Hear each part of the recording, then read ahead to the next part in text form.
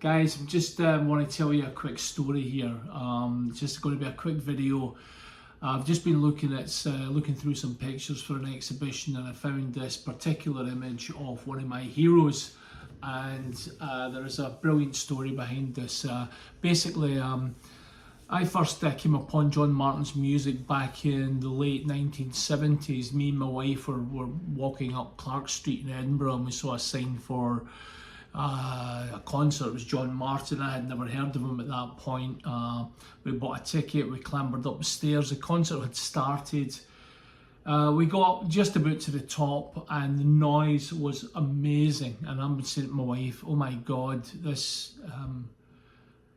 band sound incredible. And then we kind of came over the lip of the balcony and realised there was one guy standing on the stage with his doing all his echo stuff, his echoplex, and it was astonishing, absolutely astonishing. I totally fell in love with the guy. So anyway, over the years, I saw him loads and loads and loads of times.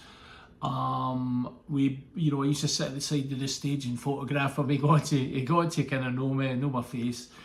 My daughter, of course, I'm Kenny Martyn, and it was John Martyn, and John's wife was Beverly Martyn at the time, and my first daughter, when she came along, was named after Beverly Martyn. So there's a picture up here, I think, of Beverly with John when Beverly was 1 year old. So I've seen him dozens of times. I know him reasonably well, or knew him reasonably well.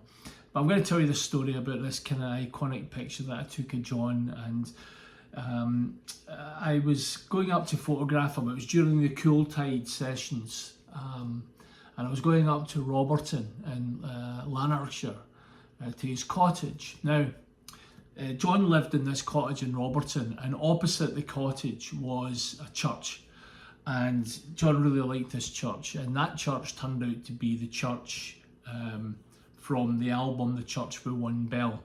And that was when he got word through that the church was being sold, and he was up and, he didn't want it to be sold. He wanted the church. So he contacted the record company, and the record company said to him, if we send you a list of standards, jazz and blues standards, will you cover them? And what we'll do is we'll buy you the church and we a payment. And that's how it happened. And then John moved from his cottage, and then he moved across to the church to live in the church. But anyway, that's not part of this story. So the story is, it was a Saturday afternoon, and I was going up to photograph John. It was for an exhibition, but it was during the Cool Tide sessions. And it was 3 o'clock the Saturday afternoon, and I arrived at 3 o'clock on the Saturday afternoon and knocked on the door and hanged around and waited, and nobody arrived, and then banged on the door again. And then the next thing, this guy came down and opened the door, and he goes, what do you want? And I says, I'm here to photograph John. I've got an appointment. He goes, he's in bed. And I goes, but I've driven here and I need to get this done. I've got to shoot him. I've got to photograph John. And he goes, he's not going to be happy. And I goes, well, he says he's been up all night recording in the studio, and I goes, look, I'm going to have to photograph him, right? So anyway, 5 minutes later, he invites me in, and I'm sitting in John's kitchen, and I'm looking around all these amazing pictures, by the way, which I had a really great chat with him about afterwards. There was pictures with him and Paul Kossoff and all sorts of stuff, right? So anyway, I'm sitting in the kitchen, and I had taken John a gift, because I knew John used to use a local wine merchant, and he liked spiced rum. I knew the guys that was in the wine merchant shop, and he liked spiced rum. So I took him a bottle of spiced rum and a bottle of Chardonnay, right? And when John came down the stairs, John had basically a night dress on, right? So he had this night dress on, and his feet were really dirty, like they were black, bare feet, hairs everywhere, obviously well hungover. And I thought, right, okay, here we go. So it was quite pleasant. How you doing? Blah blah blah. We had a wee chat, and then John decides to have for his breakfast at 3 o'clock in the afternoon. He decides to have a joint and have a wee glass of rum, and followed by some Chardonnay. So he had half a bottle of rum, half a bottle of Chardonnay and a couple of joints, and he was absolutely out of it, right? totally out of it, right? So I said to him, look, we've got to get this picture done, right? So we went into the living room and I set up basically an old bit of canvas that I crushed all up, and I kind of pinned it up so he had somewhere to sit. It's a tiny little room. The biggest thing in the room were the speakers. Was 2 huge speakers, right? So I got some shots done, and then he goes, we need some music. I goes, right, okay. So he puts on Miles Davis's Tutu album. But he put on Miles Davis Tutu album at volume 11, right? It was so loud, right?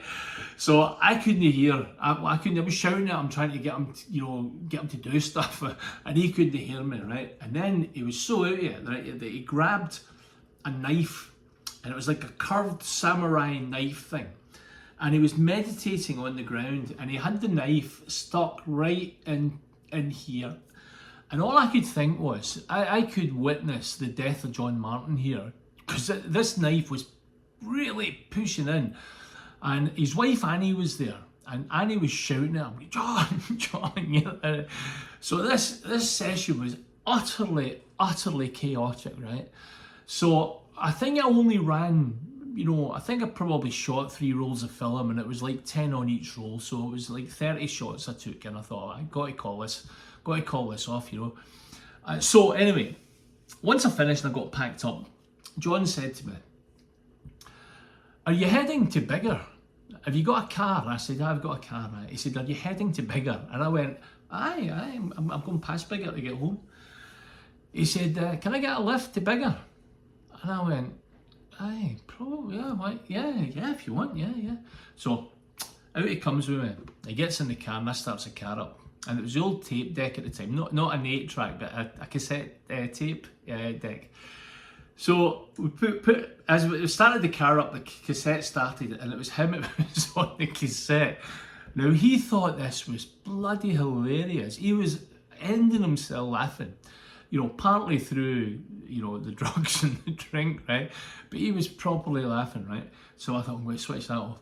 So we're driving along. And every time we went round the corner, right, he would launch from the passenger seat across onto the driver's seat and over the top of me, right? And I've got to be honest with you, I love John to bits, right? But I was getting fed up with this after a wee while. So after about maybe 10, 15 minutes, I said to him, what is it you're going to Biggar for anyway, John, Because I'm thinking, I'm going to have to bring him back. It was like, this wasn't a one-way trip. So I says, what are you going to Biggar for? And he says, I brought a car last week in Biggar. I said, aye. And he says, it's no working.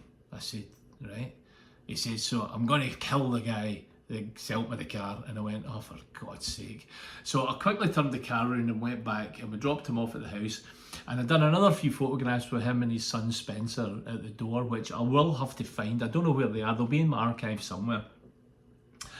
And anyway, we ended up with a fabulous picture, and that picture was used in, when John died, it was used in lots of magazines, and it was used in dozens and dozens of places online. And it's one of my favourite portraits that I've ever taken. And most of my portraits do have a story behind them. I could probably wax lyrical about most of my pictures, right?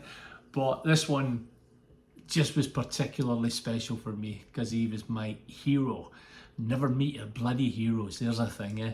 Anyway, I've been Kenny Martyn, and hopefully you'll sign up and subscribe to the channel, and I'm going to talk more about my kind of musical adventures and photography and all that kind of stuff as time goes on. If you like the video and make a comment, I would really appreciate that. If you're a John Martyn fan, I love you to bits. See you next time, guys. Bye.